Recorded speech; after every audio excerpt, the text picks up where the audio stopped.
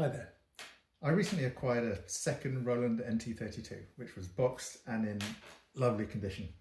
Apart from checking it worked correctly, one of the first things I wanted to do was test out a feature I previously read about in the manual. It's called Overflow Assign, and I think I've got an experiment which demonstrates it in action. I'm going to attempt to explain this using the language which Roland uses in the manual, but I apologise if I mix any of the terms up. So an MT-32 can play a maximum of 32 notes at one time, spread across 8 parts. A sound, or timbre, is assigned for each part, and a timbre can be made up of between 1 and 4 partials.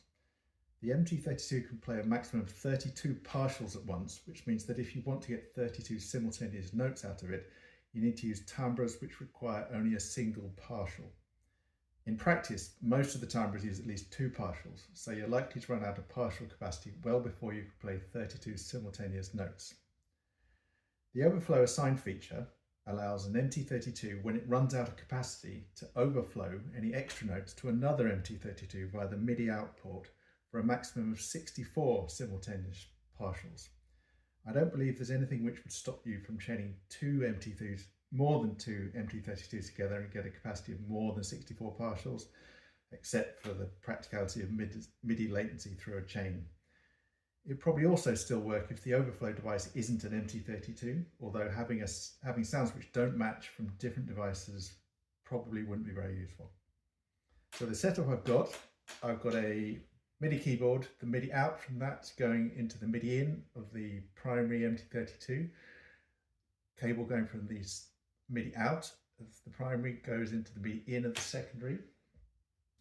There's stereo audio coming out of the primary and the secondary, and they're both connected to these 2 faders on the mixer. First left fader is the primary, the right one is the secondary. Now let me turn them both on.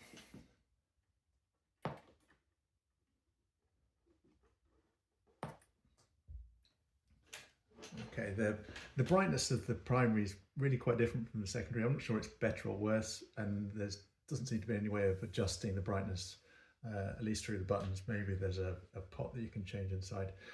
Now, if I start to play something, first thing I'll do is I'll put the volume up to maximum.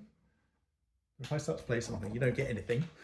And that's because when you turn it on, an MT-32 is listening on MIDI channels 2 through 9 for each of the parts 1 to 8. So part number 1 is actually receiving on MIDI channel 2. Now I'm not sure if I ever saw why it does that, if there's a good reason, but you can make it a bit more rational by playing this chord, master volume and 5, and it will swap them to channels 1 to 8. Same on the secondary, 1 to 8. Now if I start to play something, so it's now,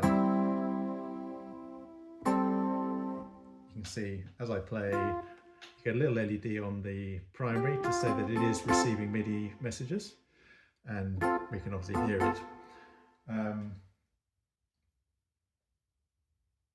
Now, if I smash the keyboard, which means play lots of notes at once, you get the same thing. You just get MIDI messages on the primary, nothing on the secondary. And that's because I haven't enabled the Overflow Assign feature yet. So if I do another chord, master volume and 4, Overflow Assign, confirm with 1, and you get a little symbol here kind of indicate that it is overflowing into the secondary. So do the same thing, play some notes, only get through to the primary. If I smash and play lots of notes, I can get some to come through to or at least the secondary is receiving MIDI messages. We can make this even clearer by muting the primary in the mixer, so if I play a few notes, you can't hear anything. You can see the MIDI message just getting through, but I can't hear it because it's muted. If I smash the keyboard, play lots of notes, a few notes come through to the secondary, and you can see you can hear a couple of notes and see the LED there. Now, I want to be a bit more systematic about that and change the sound that we're using, or change the timbre. So we swap to flute 1, do the same thing on the secondary, flute 1. I think if we were playing program changes from a sequencer, those would float into the secondary so that they'd be synced up automatically, but I'm just doing this by hand, so I have to change them both. Now, I've chosen flute 1 because it's a timbre which requires 4 partials. And if I kind of play some notes, 1, 2, 3, 4, at the same time,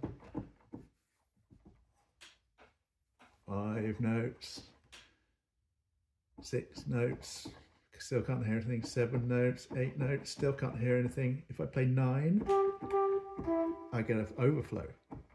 8, no overflow, 9, overflow. And quite simply, that's because I'm playing 8 notes times 4 partials is 32 partials, which is the capacity of the primary. So the 9th note has to overflow into the secondary. Try another sound. I'm going to swap to piccolo 1 on both. Now, I've chosen piccolo 1 because it's a timbre which requires 3 partials per note. So I'm going to do the same thing but with more notes. So let's try and get, so that's 5 I'm holding down, 6, 7, 8, 9, 10, nothing going through, 11 overflows, 10 doesn't overflow, 11 does overflow, 10 doesn't. And that's because piccolo, so I'm playing 10 notes times 3 partials is 30 partials. So to play the 11th note, I'd need 33 partials, which is more than the capacity of 1. So it has to overflow for the 11th note. So you can see this is a pretty clear demonstration of the feature in action. I haven't looked into whether any game soundtracks exhausted the capacity of MT-32, but if they did, it's probably hard to spot, and it'd be very rare for someone to be equipped with multiple devices to completely avoid the problem. There is another feature called partial reserve, which is designed to provide some kind of quality of service for multiple simultaneous notes and ensure that the partials can be allocated more fairly without needing to overflow. Maybe I'll try and demonstrate that another time. I hope you found this interesting, and if you watched all the way through to the end, then I really appreciate your time. Thank you.